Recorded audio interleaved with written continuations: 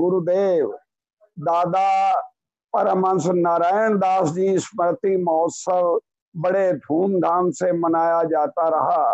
शेरपुर में भी और शेरपुर के बाहर सुंदर साथ ने अपने घरों में पारायण पढ़े।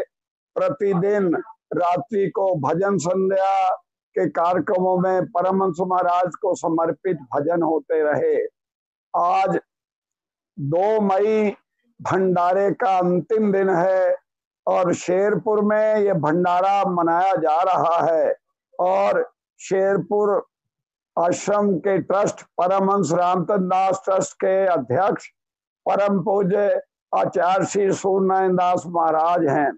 आज से नहीं 20 वर्षों से भी ज्यादा हो गए आचार्य महाराज, शायद 2001 से भी पहले से आचार्य सूर्यनारायण दास महाराज शेरपुर आश्रम हर साल जाते, नए वर्ष में भी और भंडारे में भी, और वहां पूरी रुचि के साथ आश्रम को डेवलप किया।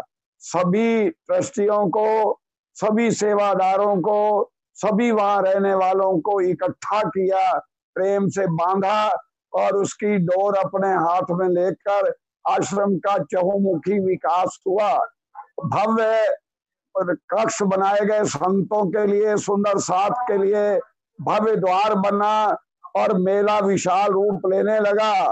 अब भी आपकी ही देखरेख में, आपके मार्गदर्शन में हमारे परम सम्माननीय श्री राजकुमार जी पालीवाल, जो पहले जनरल सेक्रेटरी थे, अब वो वहां व्यवस्थापक के रूप में व्यवस्था कर रहे हैं। बड़ा सुंदर आयोजन, आज उसकी पूर्ण होती है। तो अध्यक्ष होने के नाते और 5 माह मंगलपुरी धाम के पीठाधीश्वर होने के नाते सुंदर साथ ने प्रार्थना की कि आज अध्यक्षीय भाषण, अध्यक्षीय प्रवचन, अध्यक्षीय आशीर्वाद आपका होना चाहिए। हमारी सबकी प्रार्थना आचार्य महाराज ने सुनी और आचार्य महाराज का ये स्वभाव रहा है। मुझे पिछले 20 वर्षों से जुड़ने का सौभाग्य मिला कि आप सुंदर साथ की बात को सहज स्वीकार करते हैं। सारी रात आप मंच पर विराजमान होते रहे, सारा पूरी तरह और एक सुबह से रात तक एक्टिव होकर बहुत आनंद लिया। तो हम आपसे प्रार्थना करते हैं, आज भी आप निजानंद आश्रम शेरपुर के वार्षिक भंडारे को विश्राम मिले, अपने दिव्य प्रवचन से, आशीर्वाद से सुंदर साथ ललायित है। आपका आशीर्वाद पाने के लिए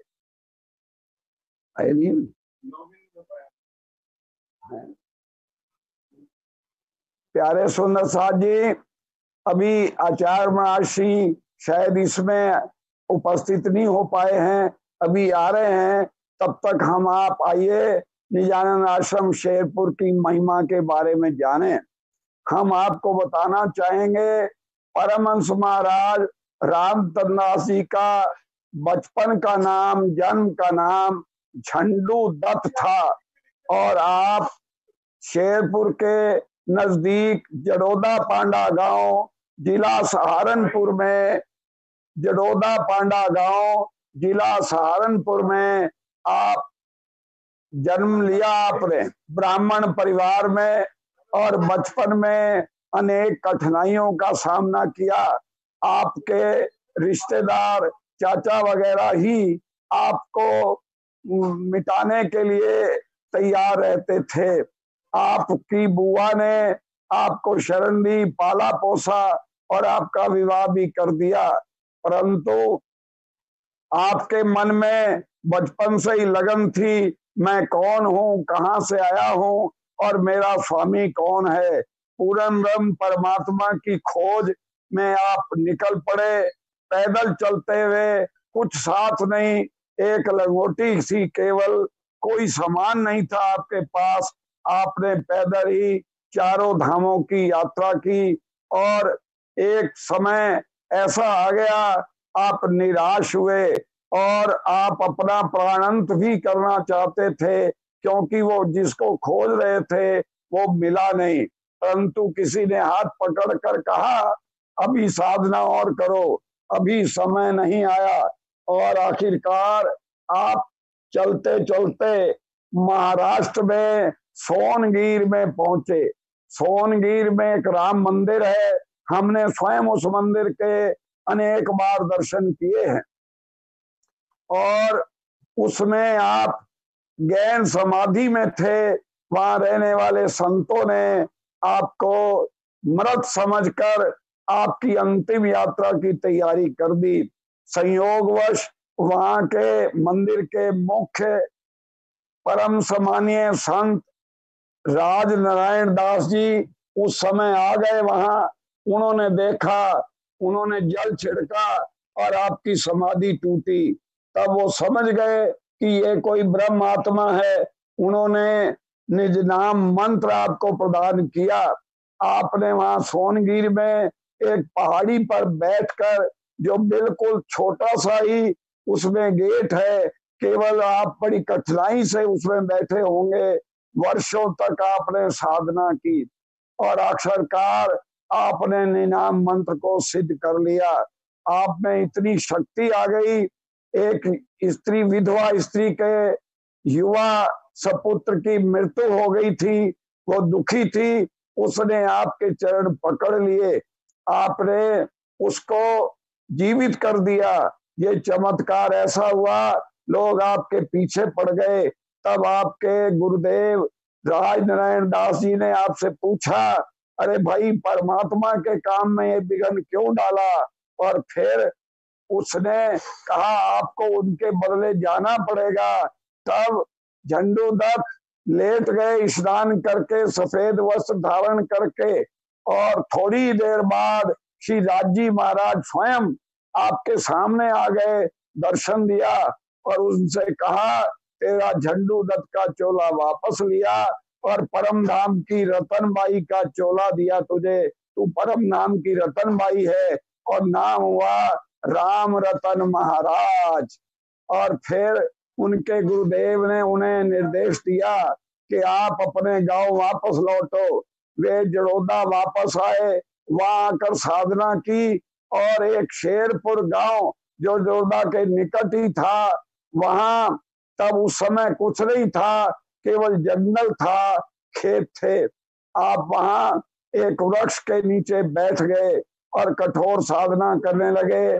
उनके पास ही एक शिव भगवान का स्थान था, एक कुआं भी था। और आपने ऐसी कठोर साधना की, बरसात और भीषण सूर्य की गर्मी में भी आप हिले नहीं।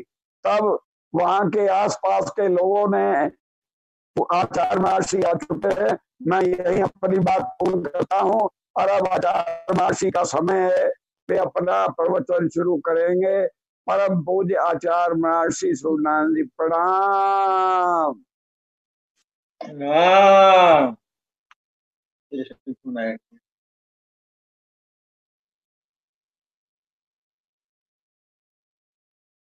बोलो श्री प्राणनाथ प्यारे की जय। श्री कृष्ण प्रणामी धर्मानुरागी धर्म पालन सुंदर साजी।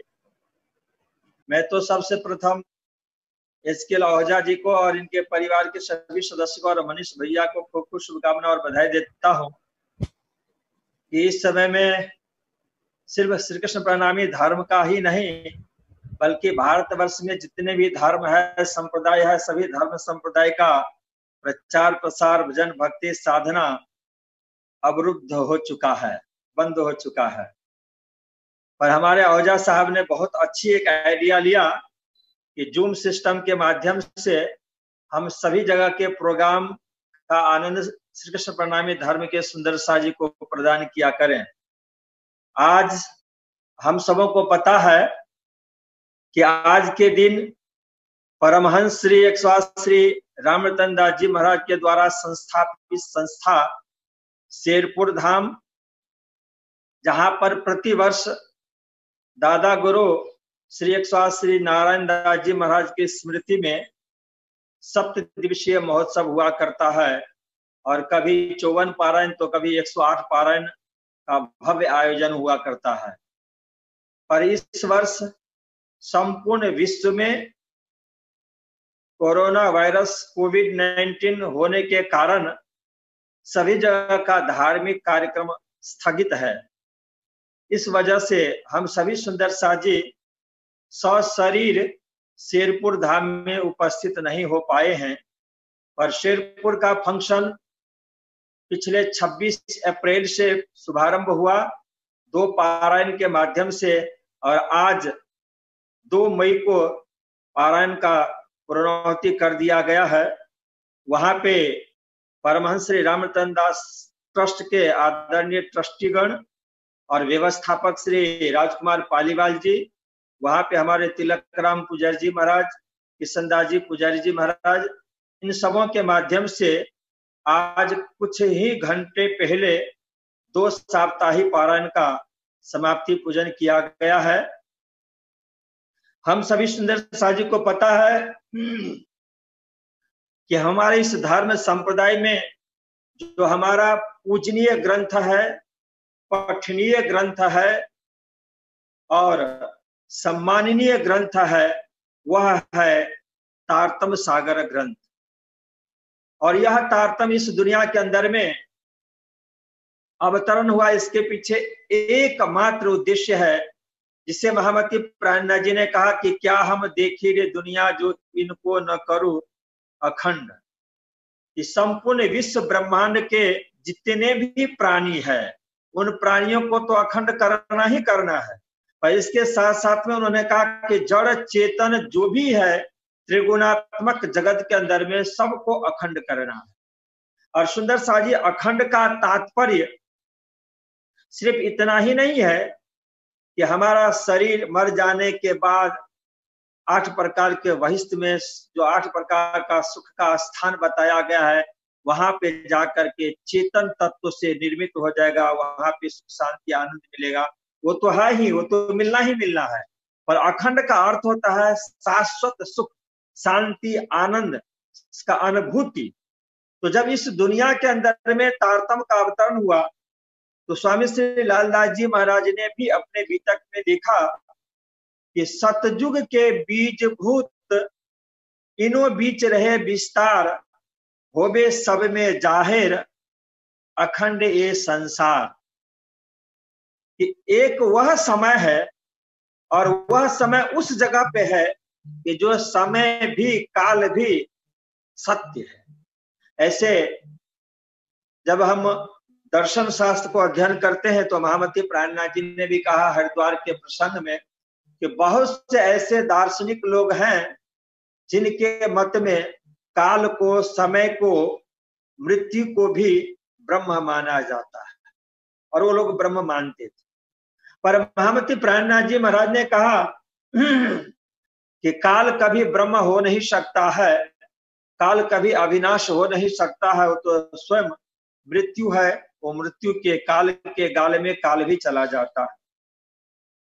पर इस विश्व ब्रह्मांड के अंदर में यदि आप समय देखें तो समय बहता ही जाता है, पास ही होता जाता है, निकलता ही जाता है, इसलिए इसका नाम ही दे दिया गया संसार। संसार का अर्थ होता है संसरति इति संसारः, जो सरकता जाता हो, जो खसकता जाता हो, जो पास होता जाता हो, उसका नाम है संसार।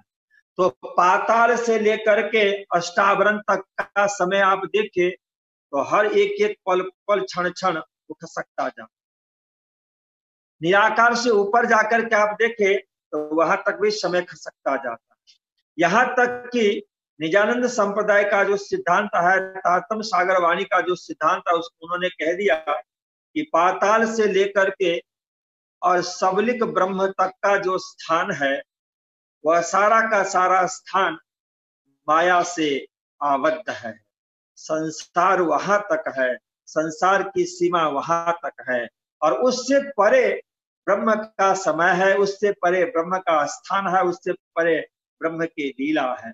और उस ब्रह्म की लीला के लिए ही लालदास जी महाराज ने कहा कि सतयुग के बीज भूत, एक वह समय है और उस जगह पे है कि जहां का समय भी सत्य है, और वह है अक्षरातीत धाम, जिस धाम के अंदर में अनादि पर ब्रह्म परमात्मा श्री कृष्ण रहा करते हैं।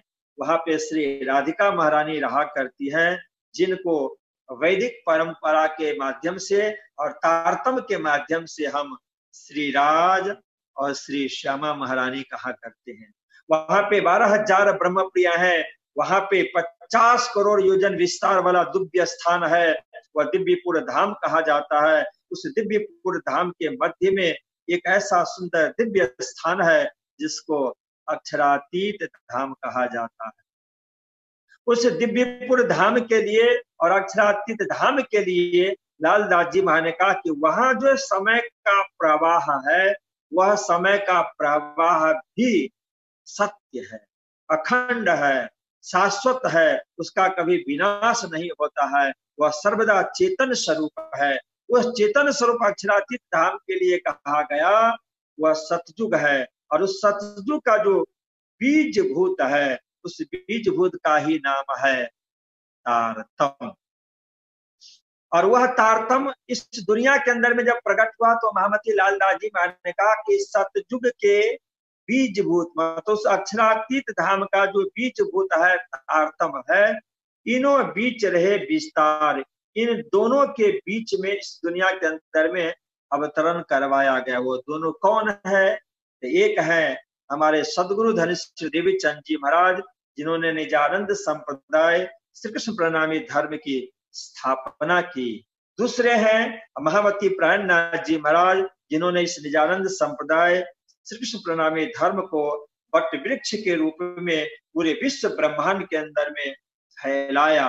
और इन दोनों स्वरूपों को कहा जाता है निष्कलंक बुद्धा अवतार।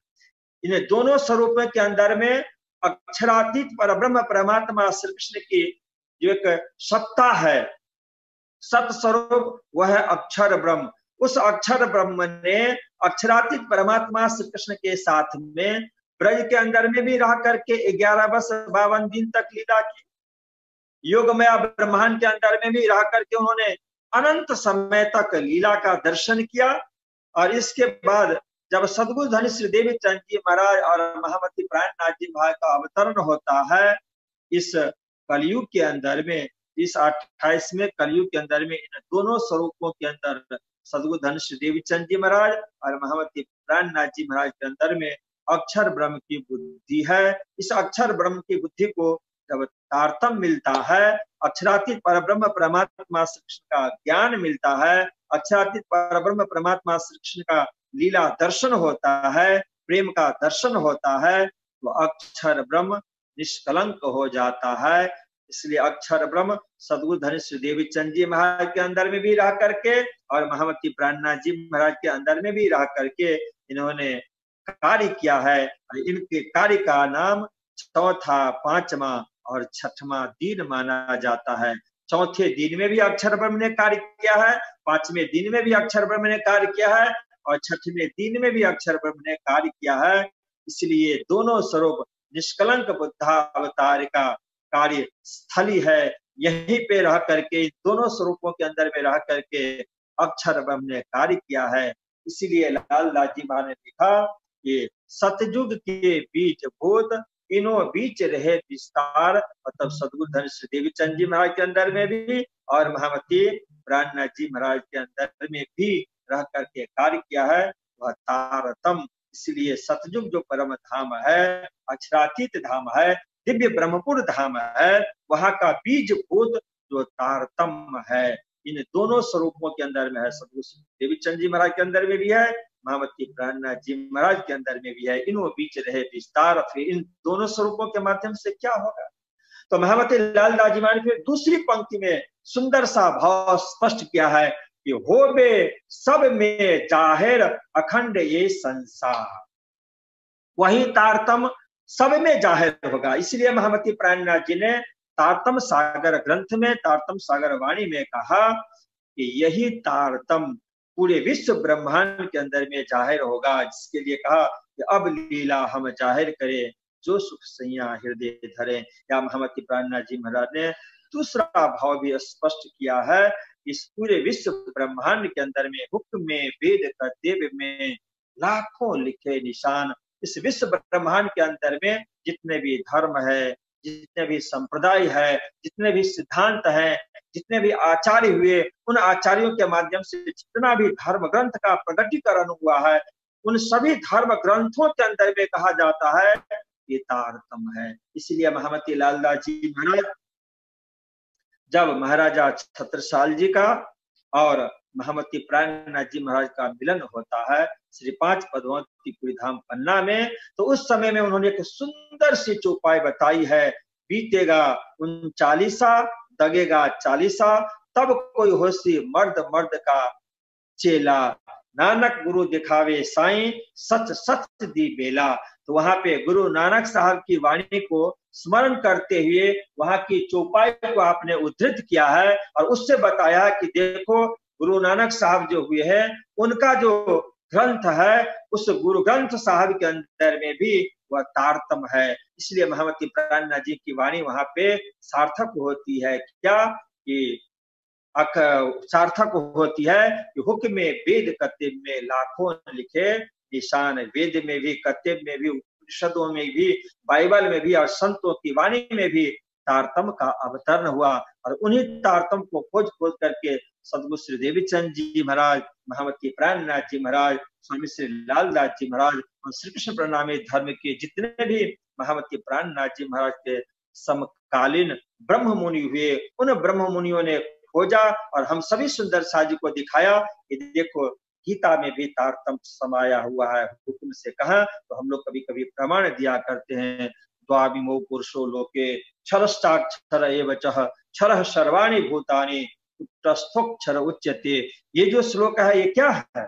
तो जिस समय में महाभारत के अंदर में वैकुंठाधिपति भगवान श्री कृष्ण विष्णु रूप से अवतरित हुए कृष्ण के रूप में लीला कर रहे हैं, उस समय जब अर्जुन को उपदेश दिया जा रहा है तो उस समय के लिए भी कहा जाता है वहां पे भगवान वैकुंठाधिपति जब कृष्ण के रूप में लीला कर रहे हैं तो उस समय में उनके ऊपर में भी आवेश आया और उस आवेश के माध्यम से उनके माध्यम से परमधाम का संदेश कहलवा दिया गया। उनके माध्यम से जैसे हम लोग कभी कभी उपदेश दिया करते हैं, सुंदर सा जी को समझाया करते हैं कि न तद भाष्यते सूर्यो न शशांको न पावकः यद गत्वा न निवर्तन्ते तद धाम परमम मम। तो इस तरह का जो गीता के अंदर में श्लोक मिलता है, भागवत के अंदर में जो श्लोक मिलता है, अन्य पुराणों के अंदर में जो श्लोक मिलता है, वेद और उपनिषदों के अंदर में जो ऋचाएं मंत्र मिलता है, वो सब क्या है? तो हुक्मे वेद कत्ब में लाखों लिखे निशान उस परब्रह्म परमात्मा श्री कृष्ण के माध्यम से, श्री राज्य महाराज की कृपा से उन धर्म ग्रंथों में उन महापुरुषों के माध्यम से तारतम्य का संदेश भेजवा दिया गया है। इसीलिए लालदास जी महाराज ने कहा कि हो बे सब में जाहिर अखंड ये संसार, इस पूरे विश्व ब्रह्मांड को अखंड करने के लिए, मुक्ति देने के लिए एकमात्र यदि कोई साधन है तो वह साधन है तारतम्य। इसलिए सुंदर सा जी मैं कभी कभी अपने प्रवचन में कहा करता हूं कि तारतम्य का कार्य क्या है। इस पूरे विश्व ब्रह्मांड में निष्कलंक बुद्धावतार होकर के सदगुरु श्रीदेव चंद जी और महामती प्राणनाथ जी महाराज ने क्या कार्य किया, किस तरह की लीला की। उनका एकमात्र उद्देश्य था इस परब्रह्म परमात्मा के हृदय में जो प्रेम है, वह परब्रह्म परमात्मा जो प्रेम के ही स्वरूप है, उस परब्रह्म परमात्मा का नाम जो प्रेम का ही स्वरूप है, उस परब्रह्म परमात्मा की जो अनंत लीलाएं जो प्रेम का ही स्वरूप है, उस परब्रह्म परमात्मा को जो दिव्य ब्रह्मपुर धाम है, 50 करोड़ योजन विस्तार वाला जो परम धाम है, उस परम धाम के अंदर में जो अनंत स्वरूप है, जो सच्चिदानंद स्वरूप है, उन स्वरूपों के माध्यम से उस स्थान पे जो उनकी लीलाएं हुआ करती है, उनकी सारी की सारी लीलाएं प्रेम से ओतप्रोत है, रस से ओतप्रोत है, अमृत से सराबोर है। इसलिए परब्रह्म परमात्मा की लीला, परब्रह्म परमात्मा का नाम, परब्रह्म परमात्मा का स्वरूप, ये सब कुछ प्रेममय है, अमृतमय है, रस का ही स्वरूप है। उस रस को, उस प्रेम को, उस अमृत को अक्षरातीत परब्रह्म परमात्मा श्री कृष्ण ने, श्री राज जी महाराज ने क्या किया, वो लीला के अंदर में समाहित कर दिया और उन सभी लीलाओं को परब्रह्म परमात्मा का ही स्वरूप निष्कलंक बुद्धावतार महामती प्राणनाथ जी महाराज इस दुनिया के अंदर में तारतम्य के रूप में अवतरण किया। और सुंदर सा जी इस तारतम से, जैसे कि मैंने पिछले समय में भी आप सबसे निवेदन किया कि तारतम एक इस तरह का तत्व है, इस तरह का अमृत है, इस तरह का रस है कि हमें किसी भी तरह से यदि शरीर के साथ में लग जाए, स्पर्श कर जाए, चाहे शरीर का वो हमारा 5 ज्ञान इंद्रिय हो, कर्म इंद्रियाएं हो, चाहे हमारा अंतःकरण हो, किसी भी तरह से वह स्पर्श करता है, वह स्पर्श करने मात्र से ही मुक्ति मिलती है, शांति मिलती है, आनंद की अनुभूति होती है। इसीलिए पद्म पुराण के अंदर में भी कहा गया है कि मधुर मधुर गीतम मंगलम मंगलानाम सकल निगम बल्ली सतफलम चित स्वरूपम सक्रीदपि परिगीतम श्रद्धया हेलियावा भृगुवर नर मात्रम तारेत कृष्ण नाम। कृष्ण नाम तारतम है और उस कृष्ण नाम के लिए उन्होंने बताया है कि मधुर मधुर गीतम मंगलम मंगलानाम। उनका नाम कैसा है? बहुत ही मधुर है। मधुर क्या होता है? जो हमें खाने में, पीने में, देखने में बहुत अच्छा लगता हो, आनंद देता हो, उसे हम कहते हैं मधुर। कोई फल हम खाएं और इतना आनंद आ जाए फल को खा करके, कभी कभी देख करके, उसे हम कह देते हैं कि भाई ये बहुत ही मधुर है। तो कृष्ण नाम कैसा है? वो मधुर मधुर है। गीत के लिए उन्होंने कहा कि मधुर मधुर गीतम मंगलम मंगला नाम। जितने भी मंगल है उन सबों को भी मंगल करने वाले परब्रह्म परमात्मा श्री कृष्ण का नाम है, उनके गीत है। उनका नाम, उनके गीत, उनका स्वरूप सब मंगल का मंगल देने वाला है। मधुर मधुर गीतम मंगलम मंगला नाम सकल निगम बल्ली सतफलम चित्त स्वरूपम। और जितने भी वेद हैं, उन वेद के जितने भी शाखाएं हैं, प्रशाखाएं हैं, उन सबों के लिए भी कहा कि उन वेद के शाखा प्रशाखाओं का भी चित्त स्वरूप कौन है? तो कहा कि वह परब्रह्म परमात्मा श्री कृष्ण का नाम है। इसलिए महामती प्राणनाथ जी महाराज ने अपने वाणी में भी कभी कभी कह देते हैं कि इस दुनिया के अंदर में यदि कृष्ण की लीला का हम दर्शन करें तो कभी कभी कृष्ण की लीला में हम देखते हैं कि कृष्ण की लीला करने वाले, जैसे हम लोग कहते हैं कि कृष्ण कृष्ण सब कोई कहे भेद न जाने कोई, नाम एक विध है सही पर लीला त्रिविध हो। तो जब त्रिविध लीला है, 3 प्रकार की लीलाएं हैं, तो उन तीनों प्रकार की लीलाओं करने वाले 3 प्रकार के स्थान, 3 जगह के स्थान के कृष्ण है। वैकुंठ लीला करने वाले वैकुंठ के कृष्ण है, गोलोक की लीला करने वाले गोलोक के कृष्ण है, और परम धाम की लीला करने वाले परब्रह्म परमात्मा अक्षरातीत श्री कृष्ण है।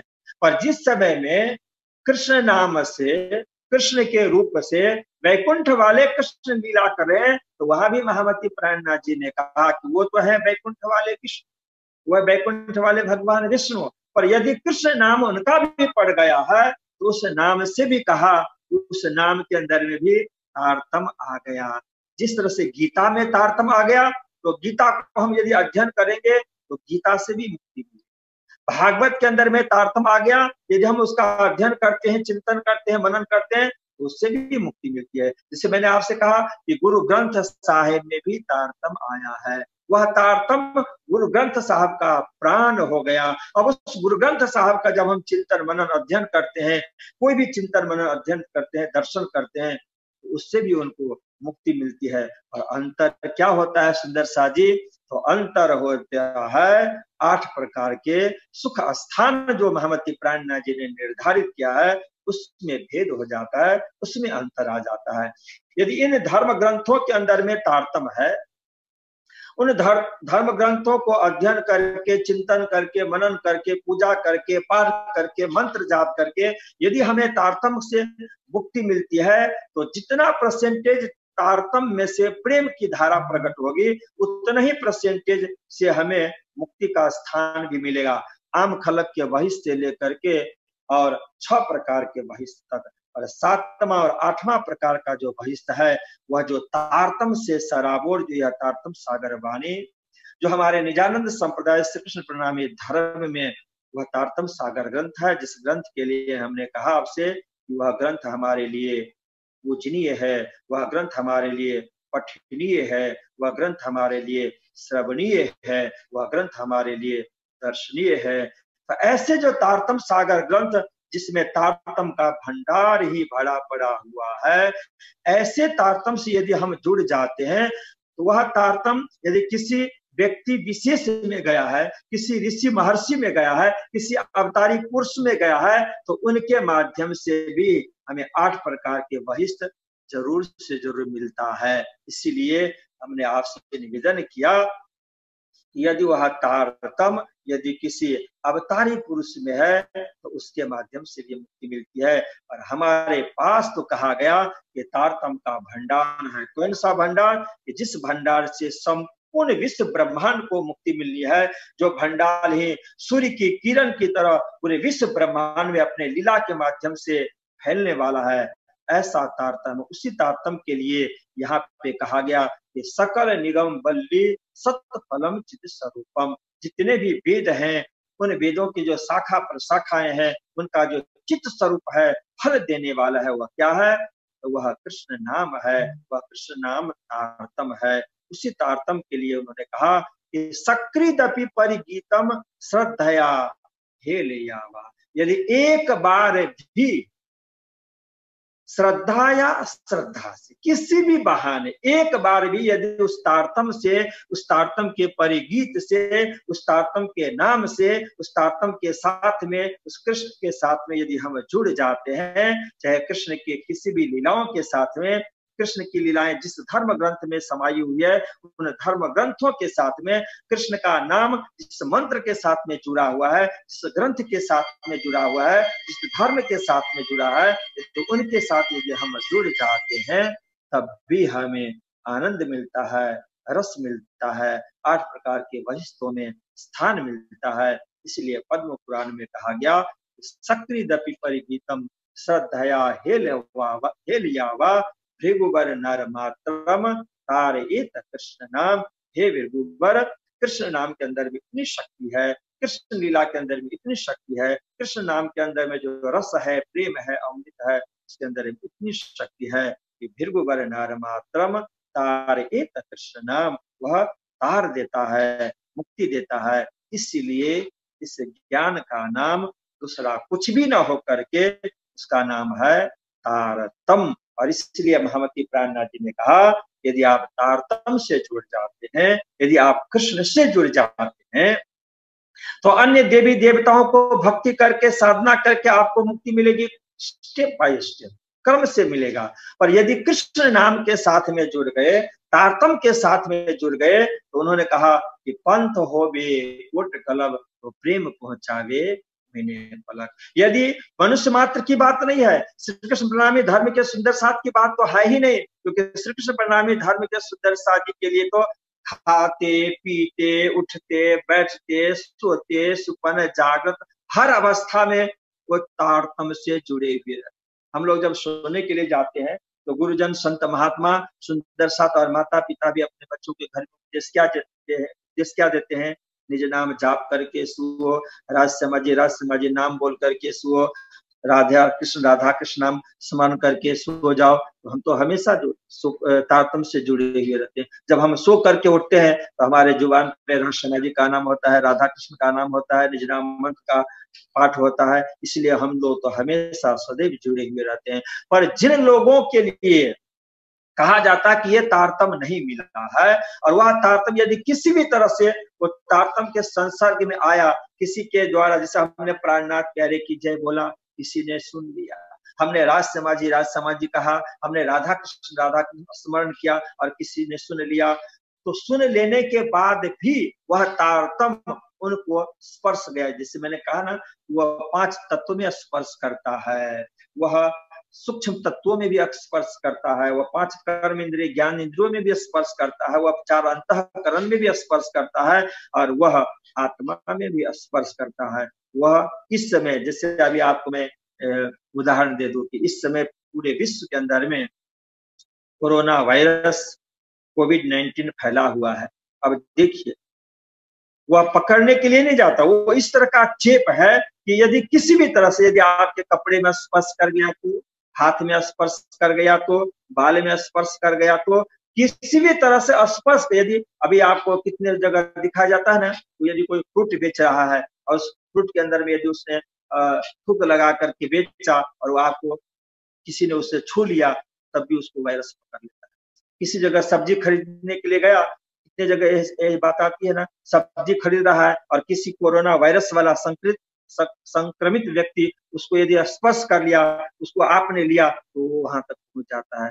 इसी तरह से हालांकि ये उल्टा है, पर यह जो तारतम है, यह तारतम दुख नहीं देता है, उस तरह का रोग नहीं देता है, बल्कि दुख से और रोग से मुक्ति देता है। इसलिए महामती प्राणनाथ जी ने कहा कि 14 लोक ब्रह्मांड, जैसे आज देखिए ना, ये 14 लोक ब्रह्मांड में ही एक तरह से कोरोना वायरस संक्रमित हो चुका है, पूरे विश्व ब्रह्मांड को लग चुका है।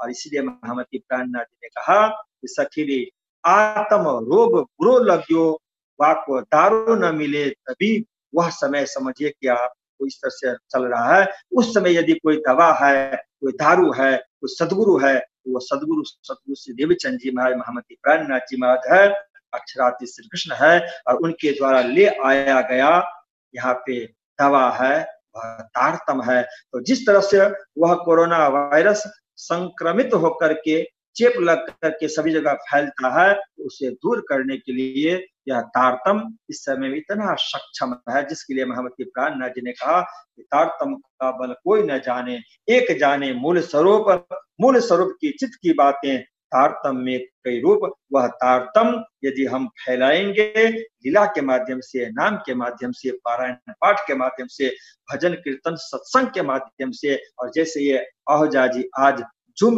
के माध्यम से सभी सुंदर साजी को फैला रहे हैं, तो ये रोग दूर हो जाएगा, स्वस्थ हो जाएंगे सारी दुनिया के लोग, उनको आनंद मिलेगा। ये सबसे बहुत बड़ी दवा है, और यह दवा ही 7 दिवसीय पारायण के माध्यम से शेरपुर के दिव्य धाम में परमहंस श्री रामतन दास जी महाराज के परम पवित्र कृपा के छाया में रह करके दादा गुरु श्री नारायण दास जी महाराज के 7 दिवसीय महोत्सव में सुंदर साजी वहां तो लूटे कि नहीं लूटे पता नहीं, पर मैं आप सबों से निवेदन करूंगा कि हम जितने भी झूम पे सुंदर साजी है, सब अपने आप को एहसास करें कि हम शेरपुर धाम में बैठे हैं, हम मंदिर के प्रांगण में बैठे हैं, और वहां बैठे बैठे ही आनंद लूट रहे हैं। तारतम का रस मिल रहा है, तारतम अमृत मिल रहा है, और यह तारतम रोग को भी खत्म करेगा, समृद्धि भी देगा, सुख शांति आनंद भी देगा। यह हम सभी सुंदर साज को सदैव मिलता रहे, इसी मंगल कामना के साथ शेरपुर धाम का आशीर्वाद, परमहंस दादा गुरु श्री नारायण दास जी महाराज का आशीर्वाद, परमहंस श्री रामरतन दास जी महाराज का आशीर्वाद, महामंगलपुरी धाम का आशीर्वाद, श्री जी बाजूराज का आशीर्वाद सदैव आप सभी सुंदर साजी को मिलता रहे, हम सभी सुंदर साजी को मिलता रहे, इसी मंगल कामना के साथ महामंगलपुरी धाम का आशीर्वाद, सूर्य नारायण का प्रणाम और विराम। बोलो श्री प्राणनाथ प्यारे की जय। कृष्ण कन्हैया।